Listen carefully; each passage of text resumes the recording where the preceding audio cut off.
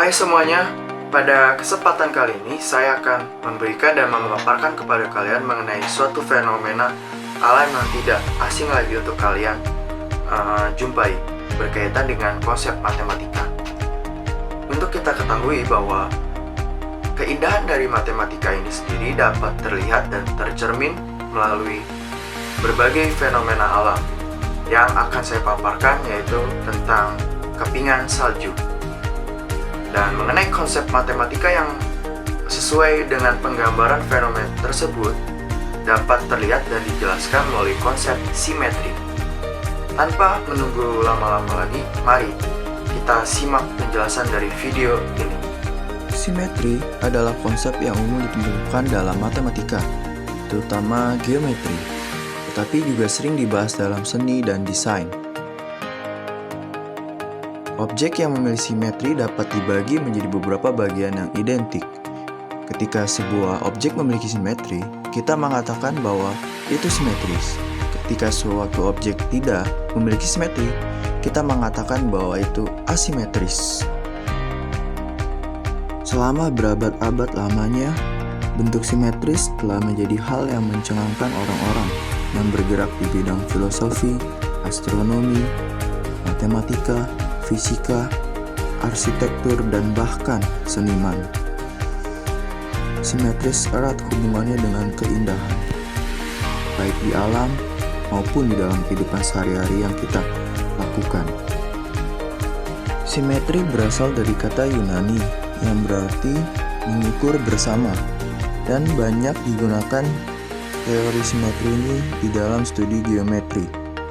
Secara matematis, simetri berarti bahwa satu bentuk menjadi persis atau proporsional seperti yang lain ketika Anda mungkin memindahkannya dengan beberapa cara, yaitu bisa dengan memutar, membalikkan, ataupun menggesernya.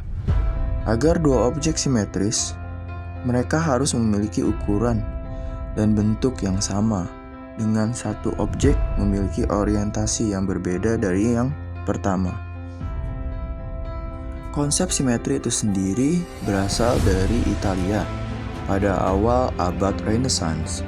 Sejak awal dikaitkannya konsep simetri, orang-orang yang berada atau sejarah-sejarawan yang berada di abad tersebut atau berada di abad Renaissance, mereka meyakini bahwa bentuk-bentuk alam adalah simetris dan tidak ada yang sama sekali tidak simetris.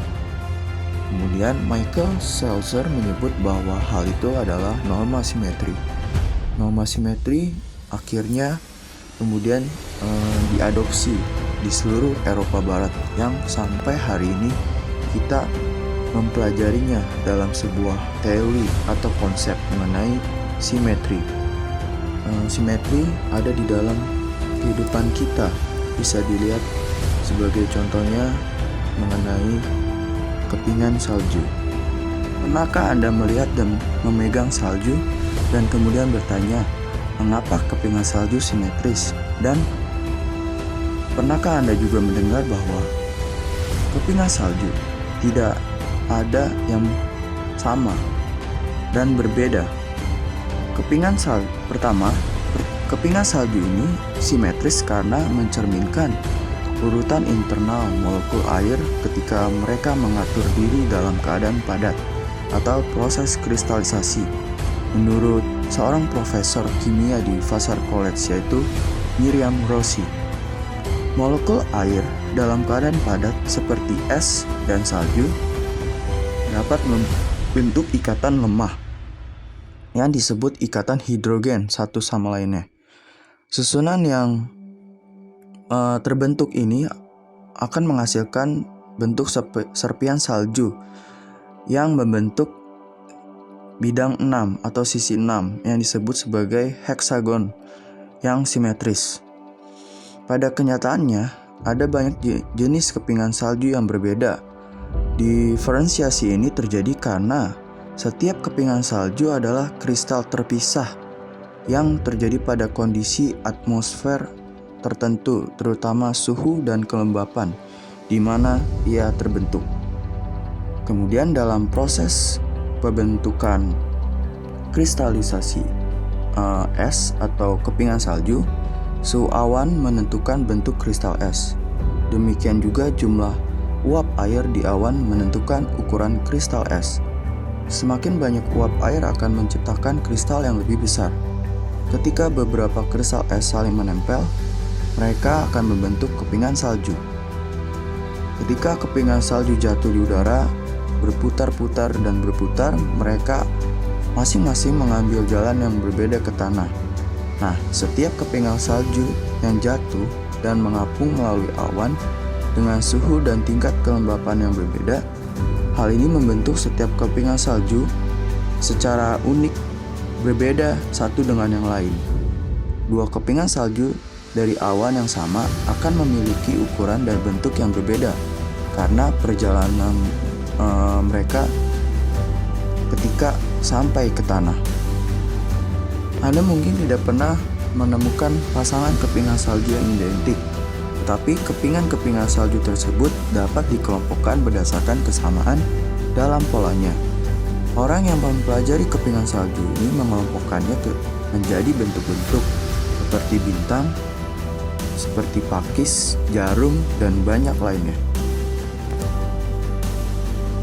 Melalui penjelasan yang sudah saya sampaikan berkaitan dengan teori simetri terhadap fenomena alam kepingan salju, membuat kita mengerti bahwa konsep simetri dari matematika itu sendiri sangatlah cocok dan bisa tergambarkan di alam melalui fenomena alam dan juga bisa melalui berbagai tindakan kita. Nah, melalui konsep simetri sendiri masih banyak contoh-contoh lain yang mungkin di alam ini masih menggambarkan dengan konsep simetri selain kepingan salju. Contohnya misalnya seperti hewan, yaitu kupu-kupu, kemudian bangunan, dan masih banyak hal lagi yang bisa menjelaskan dan menggambarkan mengenai konsep simetri itu sendiri. Oleh karena itu, keindahan dari matematika ini sendiri harus kita sadari bahwa matematika bukanlah hanya merupakan suatu konsep atau rumus yang hanya bisa dipelajari dengan teori saja, tapi bisa juga diaplikasikan dalam kehidupan kita sehari-hari.